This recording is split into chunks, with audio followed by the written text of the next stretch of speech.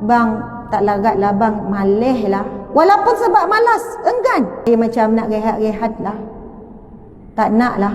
Maka suami tidak boleh memaksa isteri supaya melakukannya. Si suami diperintahkan supaya membawa pulang makanan yang sudah sedia untuk dimakan.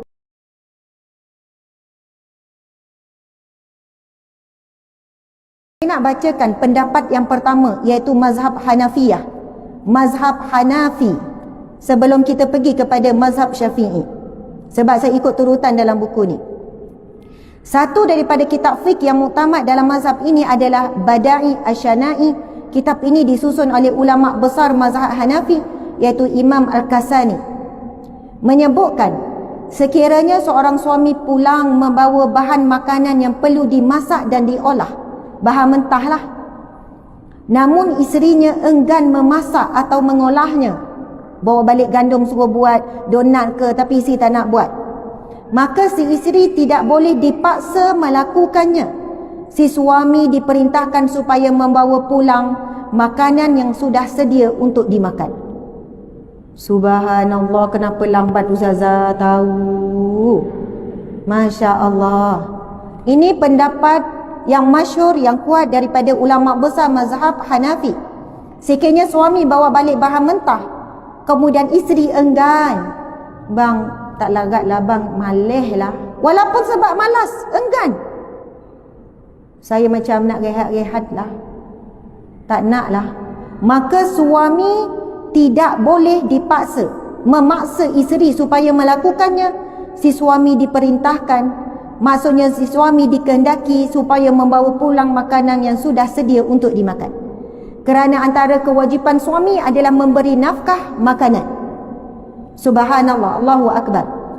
Dan disebutkan oleh alim ulama, antara khidmat terbesar ataupun pahala yang sangat besar bagi seorang suami dalam sebuah rumah tangga adalah menyiap dan menyediakan makanan untuk ahli keluarga.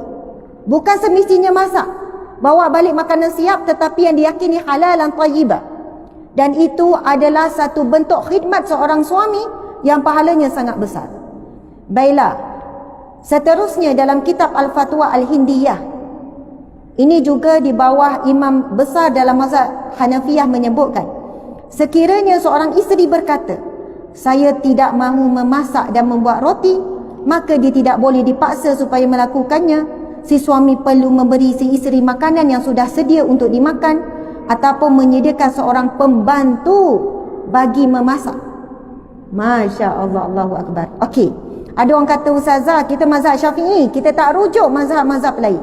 Okey, kita tengok mazhab Syafi'i. Pendapat yang kedua menyebutkan, apakah suami wajib memberitahu isteri bahawa dia tidak wajib berkhidmat seperti memasak, menyapu sebagaimana mengikut adat kebiasaan? Kami menjawab, pada zahirnya adalah yang pertama, iaitu wajib.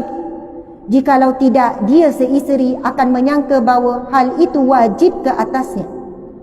Namun muslimin muslimat, ada pendapat yang lain mengatakan bahawasanya masak, buat kerja rumah itu adalah kewajipan isteri. Antaranya adalah Imam Ibn Qayyim menyebutkan, hukum Nabi SAW perihal khidmat wanita kepada suami.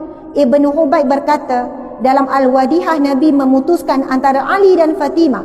Ketika Fatimah puteri baginda mengadu perihal keperluannya bagi mendapatkan seorang pembantu rumah, baginda menetapkan tugas di antara Ali dan Fatimah. Fatimah mengerjakan khidmat batinah, iaitu khidmat di dalam rumah, manakala Ali mengerjakan khidmat zahirah, iaitu khidmat di luar rumah mencari nafkah. Jadi ada hujah, ulama mengatakan memang urusan dalam rumah tangga itu adalah urusan isteri, dan isteri melakukan, diberikan pahala yang besar umpama melakukan kewajipan, bukan pahala melakukan perkara sunat yang dituntut. Subhanallah.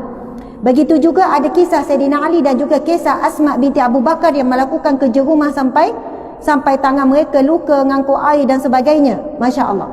Dan merujuk kepada fatwa Imam Al-Qardawi menyebutkan, sekiranya kita membaca kitab fiqh kontemporari hasil karya Dr. Yusuf Al-Qardawi, kita mendapati beliau kurang setuju dengan pendapat jumhur keempat-empat mazhab yang utama. Beliau cenderung untuk berpendapat selain daripada urusan seksual, wanita juga wajib untuk berkhidmat kepada suami dalam urusan yang lain.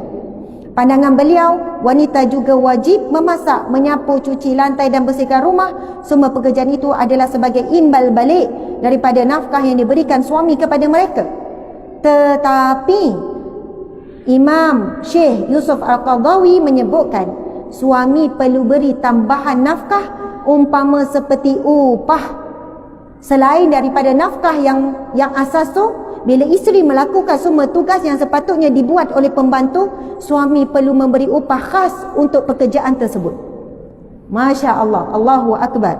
Baiklah muslimin muslimat yang dirahmati Allah sekalian, berkenaan khidmat suami terhadap isteri pula, antara yang pertama dan utama juga melayani keperluan batin isteri, hubungan dalam suami isteri. Kemudian yang kedua iaitu makan dan minum isteri. Jadi tajuk kita beras kita beli, nasi kita tanah ini, Masya Allah, kita harmonikan dengan berkenaan tanggungjawab di dalam rumah. Ia ada khilaf, namun pendapat yang kuat adalah daripada 4 mazhab tadi. Ia bukan asasnya kewajipan, tetapi ia ihsan daripada isteri. Namun di sana ada pendapat yang kuat juga, ulama mutaakhirin mengatakan ia adalah kewajipan tetapi dengan tambahan upah yang perlu diberikan oleh suami. Subhanallah muslimat sekalian. Jadi rumah tangga itu adalah ladang pahala terbesar bagi wanita dan juga lelaki, dua-dua sama sahaja. Masya Allah.